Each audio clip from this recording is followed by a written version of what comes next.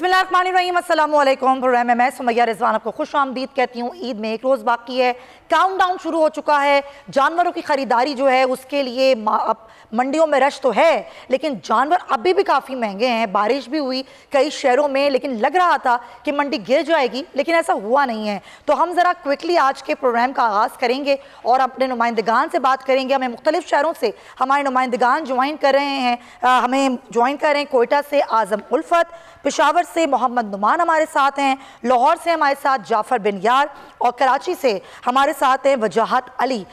तमाम नुमाइंदगान हमारे साथ हैं, मुख्तलिफ शहरों की सूरत हाल जानेंगे और इस्लामाबाद से अनवर अब्बास भी हमारे साथ मौजूद हैं। लेकिन पहले कोयटा का रुख करते हैं और वहाँ से ज़रा जानते हैं आज़म से कि क्या सूरत हाल रही। आज आखिरी रोज़ एक तरह से ज़ाहिर लोग जो पहले दिन कुर्बानी करते हैं उनको जानवर तो आज ख़रीदना ही ख़रीदना है। तो कुछ लग रहा है कोयटा की मवेशी मंडियों में कि कीमतें कुछ कंट्रोल में आएंगी, कुछ बात बन जाएगी ख़रीदारों और व्यापारियों के दरमियान। आज़म जी बिल्कुल, इस वक्त सूबाई दारुल-हुकूमत कोयटा में सरकार की जानिब से मुख्तलिफ मुकामात पे बकरा मंडी कायम किया गया है। इस वक्त मैं एयरपोर्ट के बकरा मंडी में मौजूद हूँ। काफ़ी रश लगा हुआ है और माल भी काफ़ी ज़्यादा है। यहाँ जब हमने मालूमात हासिल की, इनके रेट्स मालूम किए तो 50 से ऊपर रेट्स बता रहे हैं। और इसके अलावा जो व्यापार है वो ये भी इनका कहना है कि इस बार बलूचिस्तान से बॉर्डर बंद होने की वजह से अफ़गानिस्तान से माल मवेशी की तादाद कम आई है, तो इस वजह से भी कोयटा में इनकी कीमतें बहुत ज़्यादा है। मेरे साथ व्यापार भी मौजूद है और ख़रीदार भी मौजूद है। हम इनसे जानते हैं कि वो अब तक ख़रीदारी कर चुके हैं। जनाब, आप इस अब तक? यार अभी तक तो ख़रीदारी नहीं की हुई, इसी कशमकश में कि अफ़गानिस्तान से ला रहे लोगों का यही कहना है। मगर यहाँ पे जो कीमतें हैं अभी तक उसी तरह बरकरार है। कीमतें कम होने की कोई वो नहीं है। कीमतें कम नहीं हुई। हम एक व्यापार भी हमारे साथ मौजूद है, हम इनसे भी इनकी राय जानते हैं कि क्यों इतनी महंगाई के बावजूद लोग। बिल्कुल जी सर जी, इस बार जो है सब लोग घरों में पाले हुए, ना पहाड़ों में कोई चीज़ है ना जिम्मेदारियों में कोई चीज़ है। हर बंदे ने अपने घर में दुम्बे वगैरह पाले हुए हैं। यहाँ पे जो 60-70 हज़ार का एक दुम्बा हम लोगों ने लिया हुआ है, लोग आके 45-40 का मांग रहे हैं। किस तरह सर जी हम इन लोगों को दे माल? तो अफ़गानिस्तान बिल्कुल सब कुछ महंगा है सर जी, हर चीज़ महंगा है। गंदम जो है पहले सर जी 80-90 रुपये का मिलता था, ये यहाँ पे मंडी शुरू होते ही लोगों ने महंगाई मचा दी है, तकरीबन 150 तक पहुँच गया है। जो भी इसी तरह सर जी महंगा हो गया है, सब चारे सर जी महंगे हो गए यहाँ पर। जैसे कि हमें व्यापार ने कहा कि इस बार अफ़गानिस्तान से माल मवेशी कम आए, ये भी एक बड़े यहाँ कोयटा और बलूचिस्तान के जो दीगर इलाके हैं उन इलाकों में बकरा इंतहाई महंगे दामों फ़रोख्त की जा रही है। जो गुज़िश्ता साल जो बकरा 40 से 50 हज़ार में मिलता था वो अब दुगना हो गया है। 1 लाख, 1,10,000, 1,20,000 तक आम सा एक बकरा। ये एक छोटे जानवर की प्राइस है कि वो भी 1 लाख का है। तो फिर जो गाय हैं, ये बड़ा जानवर है, बच्चिया है, बछड़ा है, डेफिनेटली उनकी कीमतें भी बढ़ गई हैं। उल्फत अब हमारे साथ ही रहेगा। आज़म उल्फत हमारे साथ कोयटा से थे। अब कराची का रुख करते हैं। कराची से हमारे साथ वजाहत अली मौजूद हैं। वजाहत, आप क्या जो बड़ी मवेशी मंडी है जो नॉर्दर्न बाईपास शिफ्ट हो गई है, क्या वहाँ मौजूद हैं? ज़रा बताइएगा। और क्या सूरत हाल है? मंडी आज भी चढ़ी हुई है? क्योंकि हमने देखा था कि मौसम तब्दील हुआ, बारिश हुई तो खबरें ऐसी आ रही थी कि शायद मंडी गिर गई है। हाँ जी, देखिए मैं इस वक्त कराची के इलाके मलीर में मौजूद हूँ। ये मलीर की बकरा पीढ़ी मंडी है जिसे जो मलीर के अंदर कायम की गई है। यहाँ पे शहर की दूसरी मंडियों के मुनासबत रेट में कमी दिखाई जा रही है। यहाँ पे जब हमने शहरियों से बात की और मवेशियों से बात की तो उनका कहना था कि यहाँ पे 50,000 से लेकर 1.5 लाख तक की गायें मौजूद है। यहाँ पे कराची की बहुत बड़ी तादाद में आवाम की जानिब से रुख किया जा रहा है। यहाँ पे छोटे जानवरों की तादाद ज़्यादा है बड़ों के निस्बत। तो शहरियों की जानिब से नॉर्दर्न बाईपास अगर मुझे बकरा लेना हो तो कितने का बकरा मिल जाएगा? ये कराची की मलीर मंडी में अगर मुझे एक बकरा लेना हो अच्छा तो कितने का बकरा मिल जाएगा? जरा मालूम तो करें। हाँ जी, देखें यहाँ पे बकरों की अगर बात की जाए तो यहाँ पे बकरे 60,000 से 1.5 लाख की मालियत के बकरे मौजूद हैं मलीर की मंडी में। अच्छा। और इसी तरह अगर गाय की बात की जाए तो छोटी गायों की जो रेट है वो 60,000 से 1.5 लाख की रेट ही बताए जा रहे हैं। जो व्यापारी यहाँ पे मौजूद हैं उनका ये कहना है कि उनके पास छोटे 2 मन से 4 मन के करीब जानवर मौजूद हैं जो 70,000, 80,000 और 1,20,000 तक की मालियत के मौजूद हैं। जी, तो खरीदार नजर आ रहे हैं आपको? ये जो आप कीमतें बता रहे हैं इसमें खरीद पा रहे हैं? हाँ जी, देखिए यहाँ पे आवाम की बड़ी तादाद मौजूद है। कराची की दूसरी मंडी के मुनासबत यहाँ पे आवाम के शहरी बहुत बड़ी तादाद में यहाँ पे आ रहे हैं, रुख कर रहे हैं मलीर मंडी का। हमारे अगर कैमरामैन दानियाल पीछे दिखा सके तो यहाँ पे मलीर की मंडी में तादाद बहुत बड़ी तादाद में मौजूद है और जानवर भी बहुत बड़ी तादाद में मौजूद है। जी ठीक है, वजाहत हमारे साथ ही रहिए। अब हम ज़रा पेशावर का रुख करते हैं, मोहम्मद नुमान से बात करते हैं, उनसे पूछते हैं पेशावर की किस मंडी में वो मौजूद है। नुमान, मुझे बताइएगा कैसा रश देख रहे हैं, कौन सी मंडी है पेशावर की है और यहाँ पर कीमतों की क्या सूरत हाल है?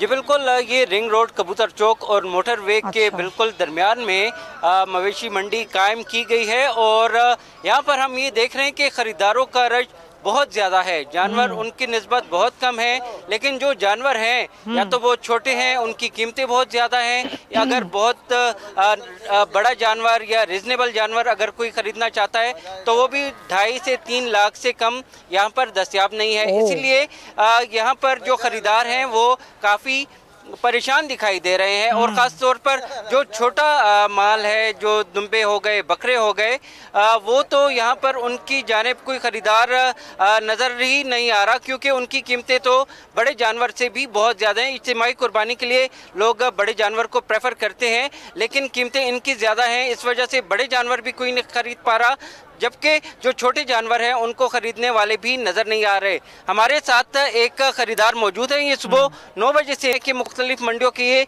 चक्कर लगा चुके हैं। इनसे पूछते हैं आप कौन कौन सी मंडी गए हैं, यहाँ पर आखिरकार आप पहुँचे हैं, अभी तक आपको जानवर क्यों नहीं मिला? भाईजान, हम सुबह 9 बजे के निकले और यहाँ से हम गए नागुमान, फिर वहाँ से मामू खटकी गए, मामू खटकी से शबकदर गए, शबकदर से वापस बाईपास रिंग रोड वाला जो है ये बाईपास यहाँ आए, यहाँ से फिर हम गए वहाँ काला मंडी, रिंग रोड वाली मंडी। अब ये बेनज़ीर ग्राउंड पे आए हैं, यहाँ भी यही हाल है। जो जानवर 1.5 लाख का है वो 3.5-4 लाख रुपए का है और हमारा जो रेंज है वो 2 लाख का है। तो हम फिर क्या करेंगे? सर बस अब हम थक गए, अब घर जा रहे हैं वापस। ये बातें इनकी आपने सुनी और इन्होंने जितनी मवेशी मंडियों के तकरीबन पेशावर की तमाम ही मवेशी मंडियां हैं और ये सूरत हाल हम पेशावर में देख रहे हैं कि ख़रीदार काफ़ी परेशान दिखाई देते हैं। बहुत कम टाइम रह गया है कल। सही कह रहे हैं आप, तकरीबन तमाम मवेशी मंडियों में घूमने के बाद इनको कोई जानवर अपनी कीमत में नहीं मिल रहा, अपनी रेंज में नहीं मिल रहा, तो फिर बड़े मायूस होकर जा रहे हैं। बड़ी अफसोस की बात है। अल्लाह करे कि इनको कोई जानवर मिल जाए किसी मवेशी मंडी में। अब ज़रा लाहौर का रुख करते हैं, जाफ़र से जानते हैं। जाफ़र, क्या सूरत हाल लग रही है? अब ज़ाहिर है शाम हो गई है, बहुत से लोग चाहते हैं कि वो रात होने से पहले जानवर लेके घर चले जाएं और कुछ लोग ऐसे भी होते हैं जो रात को ही निकलते हैं, लेकिन कल ईद है। लग रहा है आपको यहाँ पर कुछ बन रही है सिचुएशन खरीदारी की? जी बिल्कुल सुमैया, वक्त गुजरता जा रहा है और जूं ईद का वक्त करीब आ रहा है, जिस तरह जो है मंडी में रश बढ़ता जा रहा है। इस वक्त भी लाहौर की जो मवेशी मंडी में काफ़ी हम रश देख रहे हैं, क्योंकि अब आहिस्ता आहिस्ता मौसम भी जो है खुशगवार हो गया, जिसकी वजह से लाहौरियों की एक बहुत बड़ी तादाद अब बाहर निकल आई है। सुबह के वक्त शदीद गर्मी थी, लेकिन अभी भी मंडी में लोग जो हमें ज़्यादा मिल रहे हैं वो वापस जाते हुए दिखाई दे रहे हो। यही शिकवा कर रहे हैं कि शायद व्यापारी उनसे पैसे ज़्यादा ले रहे हैं। मेरे साथ इस वक्त एक गाहक मौजूद है, उन्होंने कोई ख़रीदारी बताइएगा कि कितने का मिला है और क्या कहेंगे आज की जी? ये मैंने 91,500 का लिया ये, लेकिन बहुत ज़्यादा एक्सपेंसिव है। लोगों की ना सोर्सेज नहीं, अब परचेजिंग की पावर ख़त्म हो गई है। परचेजिंग की पावर की वजह से क्या कहते हैं, अब हमारे में वो हम बेयर नहीं कर सकते, हम करें। और ये जो चीज़ 50,000 की है, उसका 1 लाख 2 लाख 1 लाख 1.5 लाख पहाड़ा। भैया ये एक है इशू के सुबह से हम लोगों को देख रहे हैं कि जो चीज़ पिछले साल 50-60 हज़ार 95,000 1 लाख से ज्यादा, लेकिन मेरे पीछे आप देख सकते हैं। लेकिन जाफर देखें, अब आज तो लास्ट डे है ना, तो व्यापारी भी तो कोशिश कर रहे होंगे कि बेच दें जानवर, या आपको लचक नजर नहीं आती उनमें? जी बिल्कुल, व्यापारियों का तो यही कहना है कि क्योंकि चारे की कीमत बढ़ गई है, दाने की, चने की, दाल की, हर चीज़ की जो कीमत पहले से कई गुना ज़्यादा हो गई है, तो वो अपनी जगह पे शायद ठीक है, लेकिन जो गाहक यहाँ पे आते हैं, सुन्नत इब्राहिमी उनकी ख्वाहिश होती है, लेकिन यहाँ के मायूस भी उनको होना पड़ता है। लेकिन बाद जो लोग होते हैं, जब उन्होंने नीयत की होती है, इरादा किया होता है, तो वो फिर चीज़ लेके जाते हैं, खा महंगी मिले या सस्ती मिले, लेकिन उनकी ख्वाहिश होती है लेके जाओ। और अभी भी सूरत हाल आप देख रही हैं कि बहुत ज़्यादा तादाद में लोग आ रहे हैं, उनकी ख्वाहिश होगी कि आज रात तक ले ले, नहीं तो कल सुबह ईद की नमाज के बाद दोबारा यहाँ पे रश देखने को मिलता है। और लोगों की कोशिश होती है कि ईद की नमाज के बाद शायद जानवर थोड़ा सस्ता मिल जाता है, और इस वजह से लाहौरिये जो ईद की नमाज के बाद भी रुक करते हैं। जी चलें, ठीक है जाफ़र, बहुत शुक्रिया आपका। आज़म उल्फत, आपका भी बहुत शुक्रिया। मोहम्मद दुमान और वजाहत अली, आप चारों नुमाइंदगान का शुक्रिया। और हम भी है कि अगर आपको जानवर अभी तक नहीं मिला है कुर्बानी के लिए, तो आपको आपकी रेंज में अच्छा जानवर मिल जाए। हम यहाँ पर एक ब्रेक लेते हैं, फिर वापस आएंगे।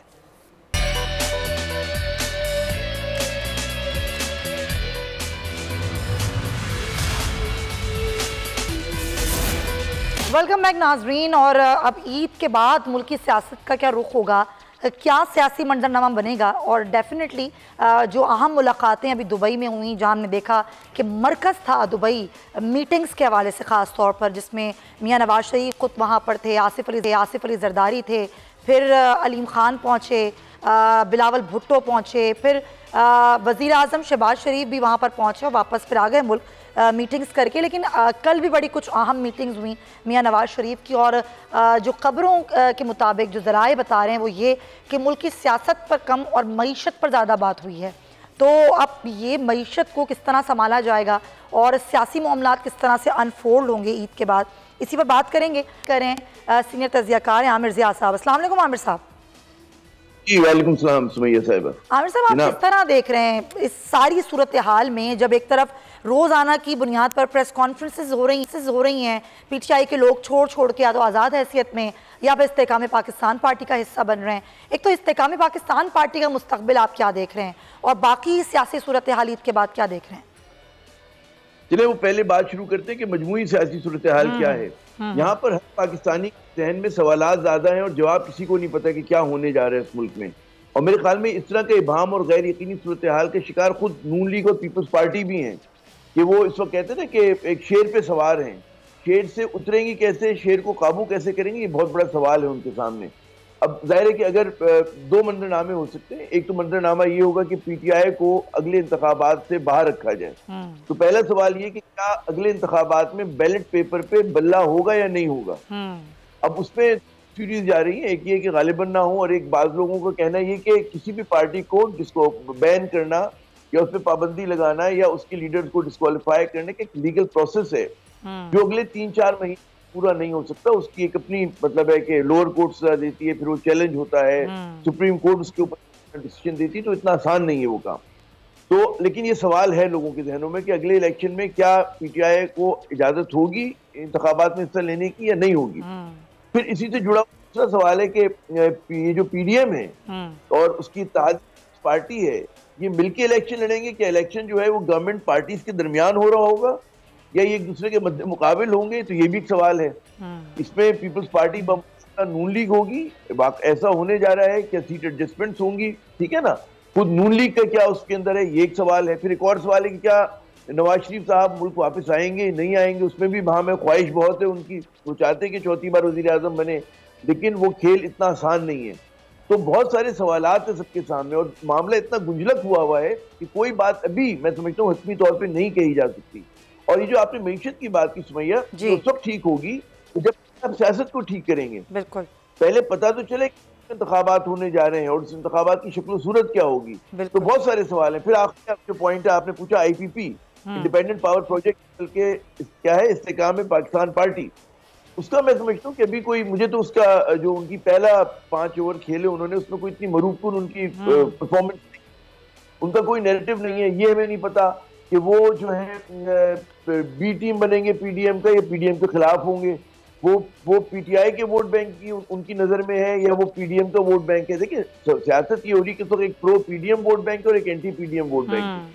पीडीएम वोट बैंक जो है वो पीटीआई के पास है अब उसको अगर उसको इजाजत नहीं मिलती तो जाहिर है इनको अगर वो वोट बैंक में इनकी निगाह है तो इन्हें हुकूमत की मुखालफत और एक और इसमें एक सवाल ही उठ रहा है कि अब इनका तो खैर डेफिनेटली तय नहीं है कि ये अपोजिशन में होंगे या हुकूमत का हिस्सा होंगे, लेकिन अभी तक जितनी तकरीबन ही सारी जमातें हुकूमत का हिस्सा हैं, आपको अगले इलेक्शन के बाद सिचुएशन क्या नज़र आती है? कोई अपोजिशन नज़र आ रही है आपको तगड़ी? देखिए वो खुद ब खुद हो जाते हैं। अभी देखिए पीपल्स पार्टी और नून लीग इसलिए एक दूसरे के साथ है कि इनके सामने एक हरीफ है पीटीआई की सूरत में। अगर वो हरीफ हट जाता है मंजरनामे से, अभी हम स्पेकुलेशन की बात करें, क़यास आराई की बात करें, उसमें फिर आप देखिएगा कि इनमें ये फितरी तौर पे हरीफ है दोनों जमातें, ऐसा ही है, जो एक दूसरे के काबिल होंगी, ठीक है ना। तो ये चीज लेकिन अभी करना बड़ा मुश्किल है ये चीज कि वाकई क्या होगा, क्योंकि अभी हमें पीटीआई के मुस्तकबिल का नहीं पता। उसमें डिपेंड करता है कि भाई क्या वो अपनी पार्टी को बचा सकेंगे, उसकी क़यादत अगले इलेक्शन तक अगर बदल छोटा मोटा भी बचा पा सकते हैं तो फिर आपकी उम्मीद होती है कि दोबारा लड़ाई लड़ी जा सकती है ना। तो अभी लेकिन क्लियर नहीं है। लेकिन आप ये समझिए जो सस्टेन कर रहे हैं इस वक्त, मतलब है जो इस वक्त पीटीआई पे एक दबाव की सूरत हाल है, ये बहुत अरसे तक जारी नहीं रह सकती। हर चीज की एक उम्र होती है, एक तबई उम्र होती है, 2-4 महीने 6 महीने, उसके बाद कोई ना कोई समझौता होता है, कोई मिडिल ग्राउंड आता है, कोई ना कोई कंसीड करता है, दोनों कंसीड करते हैं, तो वो भी एक इम्कान है जनाब। तो एक चीज़ और भी तो है ना कि देखें अवाम का जो एक एतमाद है वो भी ख़त्म हो गया है इस हुकूमत पर। ये हुकूमत कोई रिलीफ नहीं दे पाई, बल्कि महंगाई है, मुसलसल टैक्सेस का बोझ है। तो जब ये वोट लेने खड़े होंगे तो ये अपना एतमाद कैसे बहाल करेंगे? आपको लगता है कि आवाम इनको वोट देने में या इन पर दोबारा ट्रस्ट करने पे होगी आमादा? वो किस तरीके से ये कर पाएंगी पीडीएम की जमातें? ये जो आपका सवाल है वहां पर जायज़ था कि जहां पर हकीकी जमहूरियत होती है, जहां पर अवाम के वोट से वाकई हुकूमतें बनती और बिगड़ती हैं। हमारे मुल्क में हुकूमतें बनती हैं और बिगड़ती हैं वो पैलेस इंट्रीग के जरिए, महलाती साजिशों के जरिए। तो यहाँ पर इस बात की कोई अहमियत नहीं है कि जी परफॉर्मेंस क्या है। अगर परफॉर्मेंस की बात होती तो पाकिस्तान पीपल्स पार्टी की बड़ी शानदार परफॉर्मेंस है, लेकिन 15 साल से है वो सिंध के अंदर हुक्मरान। तो performance is not a criteria. हमारे और आपके वोट की कोई हैसियत नहीं है। बात ये होगी कि इलेक्शन होगा और उसके अंदर ठीक है लो टर्न आउट होगा, जो एंटी पीडीएम वोट बैंक है, अगर उसको जगह नहीं मिलती वो घर पे बैठेगा, फिर कम चंद हजार वोटों के ऊपर ये लोग जीत रहे होंगे इलेक्शन, तो हुकूमत तो बन जाएगी, उसमें अवाम का मलदखल नहीं। तो ये आप फिक्रमंद मत हो कि जनाब इसमें फिर दूसरी बात एक चीज हमें खुरश के निकाल दे अपने जहन से कि रिलीफ, ये हुकूमत क्या कोई भी हुकूमत अभी आने वाले चंद सालों में अवाम को रिलीफ नहीं दे सकती, नहीं दे सकती, स्पेस नहीं, हमें रियलिटी का सामना करना पड़ेगा। बिल्कुल आप दुरुस्त फरमा रहे हैं आमिर ज़ैद साहब। जी आप कंप्लीट कर लें। जी बात ये कह चाहता हूँ कि इस हुकूमत के अल्ले तल्ले वही हैं, ये लगता नहीं, मतलब इनके जो हुक्मरान है हमारे, उनके पास फर्स्ट वर्ल्ड की तमाम फैसिलिटीज हैं। अवाम जो है वो 4th ग्रेड है, 3rd ग्रेड भी नहीं है जी। तो ये बड़ी दिलचस्प बात कि इनकी वही बड़ी बड़ी गाड़ियां, वही एयर कंडीशन कमरे, वही महल, वही इनके शाखर्चियां, प्रोटोकॉल, लेकिन वो कम नहीं हो रहे और आवाम को रिलीफ देने के लिए फिर वही रोने गाने शुरू हो जाते हैं। बहुत शुक्रिया आमिर साहब, नहीं है आपको हम फिर दावत देंगे। Thank you so much for your time. ज़ाहिर है मुआशी तौर पर कोई अच्छी खबर तो नहीं है, तो खबरें आपको हम अच्छी क्या दें। एक ही अच्छी खबर सामने आ रही है कि IMF से शायद जल्दी मुआहदा हो जाए, लेकिन एक बुरी खबर ये है कि पाकिस्तान बेरोज़गारी के लिहाज से दुनिया भर में 24वें नंबर पर आ गया है। जी हाँ, वर्ल्ड ऑफ स्टैटिस्टिक्स ने बेरोज़गारी के जो अदाद-ओ-शुमार शामिल किए हैं उसके मुताबिक पाकिस्तान 6.5% शरह बेरोज़गारी के साथ 24वें नंबर पर है। और डेफिनेटली यही वो मायूसी है बेरोज़गारी की वजह से जो नौजवानों में आती है और वो फिर मुल्क छोड़ने का फ़ैसला करते हैं और फिर यूनान जैसे हादसे हमारे सामने होते हैं। इसी पर बात करने के लिए मेरे साथ मौजूद हैं मोटिवेशनल स्पीकर हैं उमैर जानीवाला साहब। उमैर साहब अस्सलाम वालेकुम। जी वालेकुम अस्सलाम, thank you very much for taking me on your show. Umair साहब आपका भी बहुत शुक्रिया, लेकिन क्या करेंगे, हम आपसे किसी अच्छी खबर बात नहीं करेंगे, लेकिन मैं चाहूँगी कि आप ज़रा बताएं ये जो एक मायूसी है डेफिनेटली बेरोज़गारी की वजह से, हम 24वें नंबर पर आ गए हैं मुल्क में, पूरी दुनिया में बेरोज़गारी के लिहाज से। तो इस बेरोज़गारी से जो नाउमीदी और जो मायूसी बढ़ रही है हमारे मुल्क के नौजवानों में, जो आबादी का 60% हिस्सा है, वो कैसे निकले? जी बहुत ही सैड हालात हैं। आप जानती हैं जब इकोनॉमिक डाउनटर्न आता है जैसे पाकिस्तान में आया हुआ है इस वक्त, तो इंडस्ट्रियां बंद होती हैं। बहुत सारे हमारे ऐसे साथी हैं जो कि डेली वेज वर्कर्स होते हैं और वो फॉरेन अनएम्प्लॉयमेंट का शिकार हो जाते हैं। इसी तरीके से बहुत सारे स्किल्ड वर्कर्स ने भी अनएम्प्लॉयमेंट देखी है इस टाइम में। कोविड भी आया है, तो ओवरऑल पाकिस्तान के लिए बुरे हालात रहे हैं, लेकिन पाकिस्तान में करने के लिए काम आप जानती हैं बहुत है। इस पे ब्राइट साइड की तरफ मैं आपको लेना चाहूँगा कि IT इंडस्ट्री ने पिछले साल एक तहकीक की और बताया कि पाकिस्तान में 1 लाख से ज़्यादा नौकरियां मौजूद हैं, लेकिन पाकिस्तान के IT ग्रेजुएट्स तैयार नहीं हैं उन नौकरियों के लिए। इसी तरीके से बेशुमार इदारे जिनके साथ मैं ट्रेनिंग्स कराता हूँ, वो सब आपको कहेंगे कि वो सब लोगों की तलाश में। आप भी अपने घर के लिए अपने इदारे में लोगों की तलाश में, तो ये लोग किधर हैं? तो आपको समझ आएगा कि एक्चुअल इशू अपॉर्चुनिटी का नहीं है पाकिस्तान में इशू कैपेसिटी का है।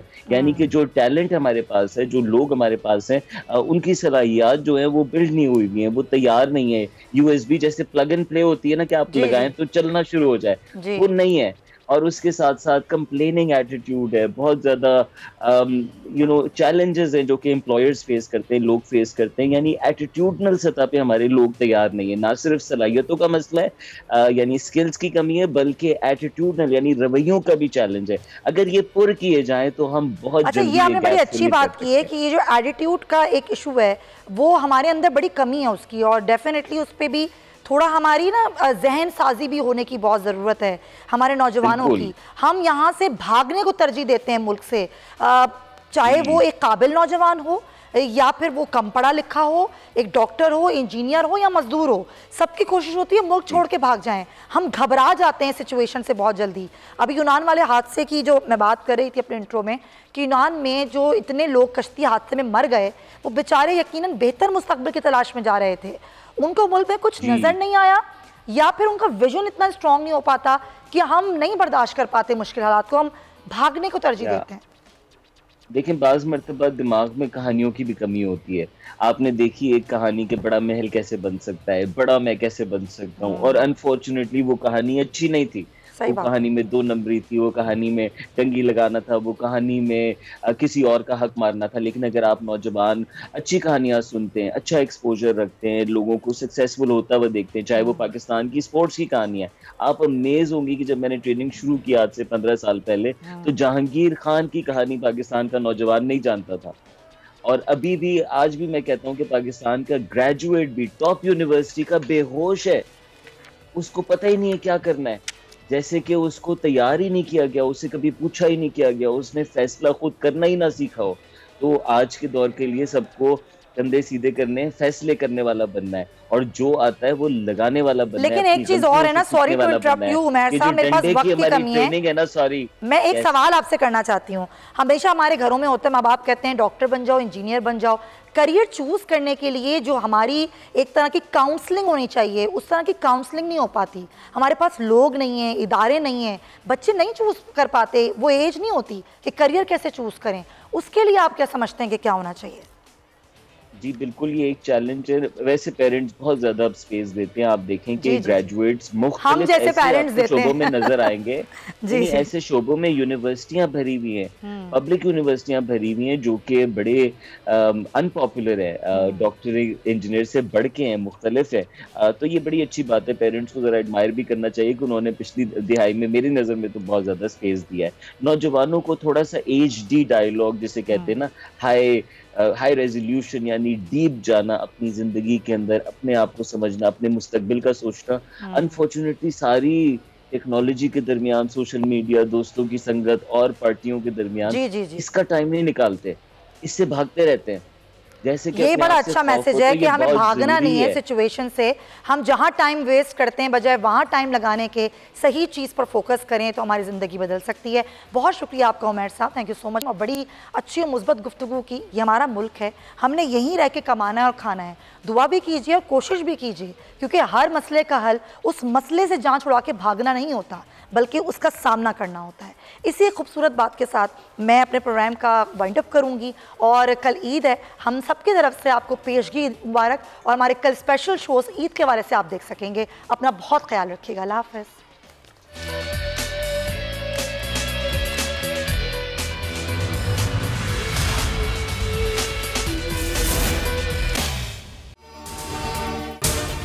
अगर आपको ये वीडियो पसंद आई है तो सब्सक्राइब करें और बेल आइकन पर क्लिक करें। ईद उल अज़हा पर कुर्बानी के लिए एहतियाती तदाबीर।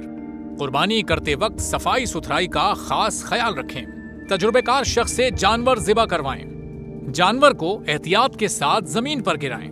जानवर ज़िबा करते वक्त अपने आप को जख्म लगने से बचाएं। कुर्बानी करते वक्त तमाम इस्लामी उसूलों को मलहूज़े खातिर रखें। कुर्बानी के बाद खून पर चूना डालें। कुर्बानी के आलाइशों और बाकियात को खुली जगह पर ना डालें। जानवरों के फुजले और आलाइशों को महफूज तरीके से तल्फ करें। गंदगी फैलाने से गुरेज करें और हुकूमती हिदायत पर अमल करें। एहतियात और सफाई सबसे अहम है। अपने मुल्क को साफ रखें और पाकिस्तान को बदलें बोल के साथ। बोल की सफाई मुहिम का हिस्सा बनने के लिए अभी इस नंबर पर राब्ता करें 0337 0310 377 ताकि बोल आपकी शिकायत मुतल्लिका इदारों तक पहुंचा सके।